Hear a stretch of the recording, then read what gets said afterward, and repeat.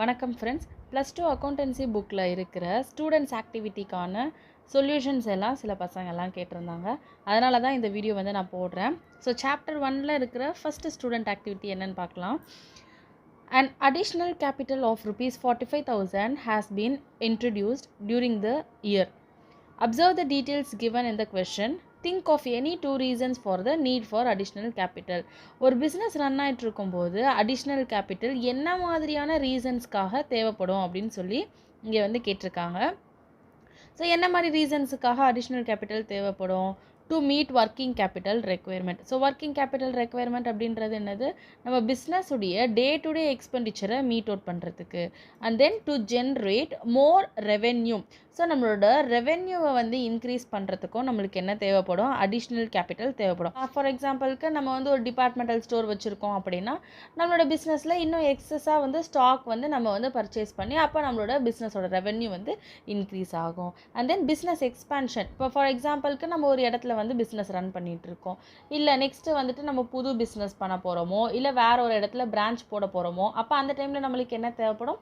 Capital requirement. So அதை தான் நம்ம இங்கே என்னென்னு சொல்கிறோம்? Business expansion. ஸோ இந்த மாதிரி ரீசன்ஸ்க்காக தான் என்னது ஒரு பிஸ்னஸில் அடிஷ்னல் கேபிட்டல் ரெக்குயர்மெண்ட் இருக்கும். ஸோ சாப்டர் 2ல் இருக்கக்கூடிய ஸ்டூடெண்ட் ஆக்டிவிட்டி. ஸோ இப்போ நான் ஒரு சில ஸ்டூடெண்ட் ஆக்டிவிட்டிலாம் என்னென்னா ஸ்டூடெண்ட்ஸே போய் அனலைஸ் பண்ணுற மாதிரியும் இல்லைனா கிளாஸில் டிஸ்கஸ் பண்ணுற மாதிரியும் இருக்கும். ஸோ அதுக்கெல்லாம் நான் இங்கே சொல்யூஷன் கொடுக்கல. எதுக்கெல்லாம் சொல்யூஷன் ரெக்குயர்மெண்ட் இருக்கோ அதை மட்டும்தான் நான் இங்கே இந்த வீடியோவில் நான் சொல்ல போகிறேன். ஸோ இந்த ஸ்டூடெண்ட் ஆக்டிவிட்டியில் என்ன கேட்டிருக்காங்க? Recall the distinction between capital and revenue items. So capital ஐட்டம்ஸ்க்கும் ரெவென்யூ ஐட்டம்ஸுக்கும் என்னென்ன டிஃப்ரென்ஸ் இருக்கு அப்படின்னு சொல்லி கேட்டிருக்காங்க. ஸோ கேபிட்டல் ஐட்டம்ஸ் அப்படின்றது என்னது? கேபிட்டல் ஐட்டம்ஸ் ஒரு expenditure for long term asset. So நம்ம லாங் டேர்ம் பேசிஸில் ஒரு அசெட் பர்ச்சேஸ் பண்ணுறதுக்காக நம்ம ஸ்பெண்ட் பண்ணியிருந்தோம் அப்படின்னா அப்போ அதை நம்ம என்னன்னு சொல்லுவோம்? கேபிட்டல் நேச்சர் அப்படின்னு சொல்லி சொல்லுவோம்.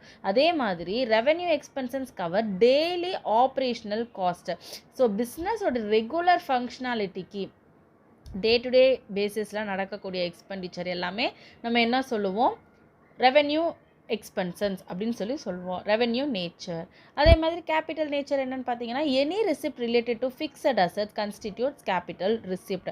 ஸோ அதே மாதிரி எக்ஸ்பெண்டிச்சர் எப்படி நம்ம அசெட் பர்ச்சேஸ் பண்ணி ரிலேட்டடாக இருக்கிறத நம்ம கேபிட்டல் நேச்சர் சொல்கிறோமோ, ரெவென்யூவும் இன்கமும் அதே மாதிரி தான். ஸோ அது அசெட் ரிலேட்டடாக இருந்துச்சு அப்படின்னா then it is a capital receipt. So usually they are நான் ரெக்கரிங் இன் நேச்சர். அது திரும்ப நம்மளுக்கு வராது. ஸோ கேபிட்டல் நேச்சரில் இருக்கக்கூடிய எக்ஸ்பெண்டிச்சரும் சரி இன்கமும் சரி எப்போதுமே நம்மளுக்கு நடந்துகிட்டே இருக்காது. நம்மளுக்கு அது ஒரு அக்கேஷ்னலாக தான் அது அரைஸ் ஆகும். ஏன்னா நம்ம வருஷமாக அசெட் வாங்குவோம் அப்படி இல்லை இல்லையா?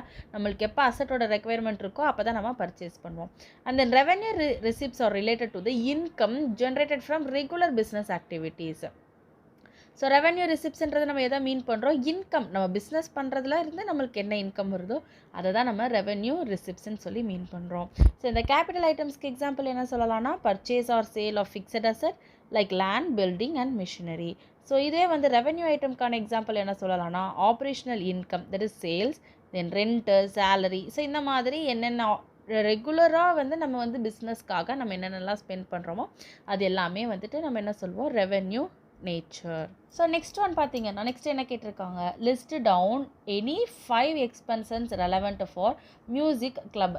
ஸோ மியூசிக் கிளப் அப்படின்றது என்னென்னா இது நான் ப்ராஃபிட் ஆர்கனைசேஷன். ஸோ அதுக்கு ரிலேட்டடாக இருக்கக்கூடிய ஏதாவது ஒரு 5 எக்ஸ்பெண்டிச்சர் இங்கே கொடுக்க சொல்லியிருக்காங்க. இது நான் உங்களுக்கு ஒரு ஐடியா கிடைக்கணுன்றதுக்காக நான் இங்கே கொடுத்துருக்கேன். நீங்கள் வேறு எக்ஸ்பெண்டிச்சர் உங்களுக்கு தெரிஞ்சாலும் அதையுமே நீங்கள் எக்ஸாமில் சப்போஸ் கேட்டாங்கன்னா நீங்கள் எழுதலாம். Repairs and maintenance cost of musical instrument. So music கிளப்பில் ஆப்வியஸ்லி என்ன இருக்கும்? மியூசிக்கல் இன்ஸ்ட்ருமெண்ட்ஸ் இருக்கும். ஸோ அதெல்லாம் என்ன பண்ணணும்? ப்ராப்பராக மெயின்டைன் பண்ணணும். அதில் ரிப்பேர் இருந்ததுன்னா அதுக்காக நம்ம ஸ்பெண்ட் பண்ணுவோம். So repairs and maintenance.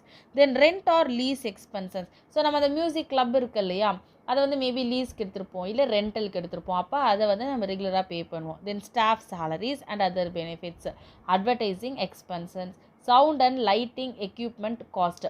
So நம்மளுக்கு என்ன தேவைப்படும்? சவுண்டு லைட்டிங்லாம் வேணும் இல்லையா? அப்போ தானே மியூசிக் நம்ம கிளியராக கேட்க முடியும். ஸோ இதுக்கான செலவுமே நம்ம அதை எக்ஸ்பெண்டிச்சராக காட்டுவோம். தென் ஆர்டிஸ்ட் ஃபீஸ் அண்ட் ராயல்ட்டிஸ் பே பண்ணுவோம் ஆர்டிஸ்ட்டு. இங்கே ஆர்டிஸ்ட் அப்படின்றது என்னென்னா மியூசிஷியன்ஸ், சிங்கர்ஸ் இருப்பாங்க, மியூசிஷியன்ஸ் இருப்பாங்க.